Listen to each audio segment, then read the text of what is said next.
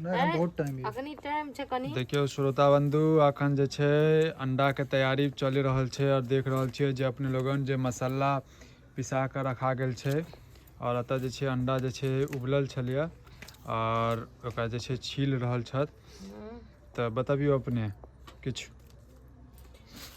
हम नमस्ते प्रणाम। देखियो अंडा बन रहल छै और सबसे पहले तो अहाँ सबके कहब जे अंडा खाय ले चलि आबू, कियाकि कियाकि 6 गो अंडा छै। हाँ हमरा आरके पहले अहाँ सबके खियाब, ओकर बाद जे बचि जेतै तब हमरा आरके खायब।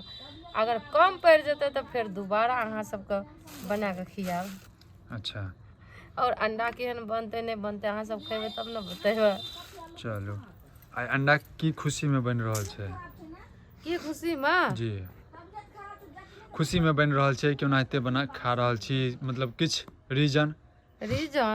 एना आइ खाय के मन करलक अंडा तऽ चलू आगा के कार्यक्रम अहाँ जे छै शुरू करू।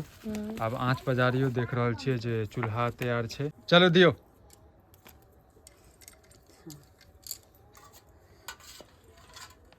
अंडा के तैयारी शुरू कर सुर ताल भूल गेलिए।